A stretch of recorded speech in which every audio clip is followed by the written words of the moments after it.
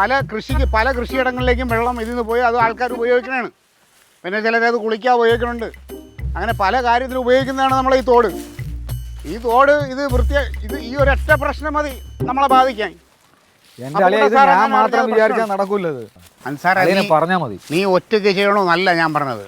അണികളെ കൂട്ടി ഓരോന്ന് ചെയ്യിപ്പിക്കുക, അതാണ് വേണ്ടത്. ഇതാ തോടിന്റെ അവസ്ഥ.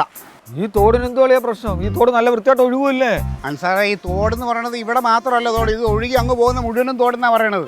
ഇവിടെ കുഴപ്പമില്ല. ഇവിടെ ഇച്ചിരി അങ്ങോട്ട് മാറിക്കഴിഞ്ഞാൽ കോഴി വേസ്റ്റ്, ഹോട്ടൽ വേസ്റ്റ്, കാട് കയറി കിടക്കുക. ഇത് സൈഡ് തന്നെ കണ്ട, ഇതിന്റെ സൈഡല്ല, ഇതെല്ലാം വെട്ടി വൃത്തിയാക്കണം. എൻ്റെ അളിയ ഈ കോഴി വേസ്റ്റ് ഒക്കെ കൊണ്ടിടുന്നതേ നമ്മൾ മാത്രം വിചാരിച്ചാൽ നടക്കില്ല. ഈ രാത്രി കുറേ സാമൂഹ്യ വിരുദ്ധരും മെനക്കെട്ടിരുന്ന് കൊണ്ടിടുവാണ്. നമുക്കിപ്പോൾ എന്ത് ചെയ്യാൻ പറ്റും? പഞ്ചായത്തിന് ഇതിന്റെ പുറകെ നടക്കാനൊന്നും നേരമില്ല. ഇനി ഈ പാലത്തിന്റെ അടിയിൽ രാത്രി മദ്യപാനമുണ്ട്, സാമൂഹ്യ വിരുദ്ധയുടെ ശല്യമുണ്ട് ഇവിടെ. അതൊരിക്കലും ഇല്ല അൻസാറേ, നീ എൻ്റെ അടുത്ത് പറയിപ്പിക്കല്ലേ? ഈ വെള്ളം ഒഴുകുന്നിടത്ത് എവിടെ ഇരുന്ന് വെള്ളം അടിക്കണം? ഇതിന്റെ അടിയിൽ അവിടെ എവിടെയൊക്കെ ഇരുന്നിട്ട് അടിക്കുന്ന ടീമുകളുണ്ട്. ഇതിൽ നിന്ന് വെള്ളം എടുത്ത് അടിക്കുന്നുണ്ട്. പിന്നെ ഒരു കാര്യം ചെയ്യാനുള്ളത്, അവിടെ നിന്ന് അങ്ങോട്ട് നടരാജനെയും വേറെ പുരുഷനെയും ആരെങ്കിലും കൂടി അവിടെ ആ കോഴി വേസ്റ്റ് ഇടണം, അതൊക്കെ നോക്കാൻ രാത്രി ഒരു 2 ദിവസം മെനക്കെട്ടാൽ മതി. പിന്നെ പാലത്തിൻ്റെ അടിയിലെ മദ്യപാനം അത് നോക്കാനായിട്ട് ബാബുവിനെയും പിന്നെ മറ്റേ ആ സുനിലിനെയും അവരെയൊക്കെ കൂടെ ഇവിടെ ആക്ക്. ബാബുവിനാകുമ്പോൾ ഈ നാടിൻ്റെ സ്പന്ദനം അറിയാൻ പറ്റും. കളിക്കാൻ നീ നോക്ക്. നാളെ പ്രാവശ്യം ഇവിടെ കുളിക്കാൻ വന്നു കൊച്ചു കുട്ടിയുടെ കാലിൽ കുപ്പിച്ചില് കൊത്ത് കയറി. എൻ്റെ അളിയാ ചുമ്മാ പറഞ്ഞു.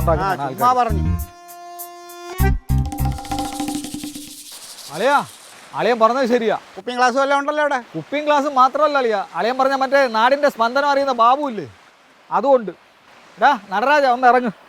അവനെ പിടിച്ചിട്ടേ അവന്റെ നാടിക്ക് സ്പന്ദനമൊക്കെ ഉണ്ടോ നോക്ക്. ഇറങ്ങി പിടിച്ചു കയറ്റാം. വാ ഒന്ന് ഇറങ്ങി പാടാൻ ഇങ്ങോട്ട്. സ്പന്ദനം, നാടിന്റെ സ്പന്ദനം. ഇങ്ങോട്ട് ഇരാ ബാബു. ജോലിക്കൊന്നും പോകരുത് കേട്ടോ. 24 മണിക്കൂറും കുടിച്ചിങ്ങനെ നടക്കും. അതെ, ബീഡി ചെരുപ്പൊക്കെ എടുത്ത് അങ്ങോട്ട് കളഞ്ഞേ. കയറാൻ അങ്ങോട്ട്. നീ ഇവിടെയോ നിന്റെ സ്ഥിരം പരിപാടി? ഇപ്പം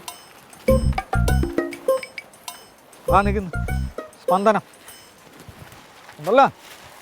എന്തോന്നടാ ബാബു ഇത്?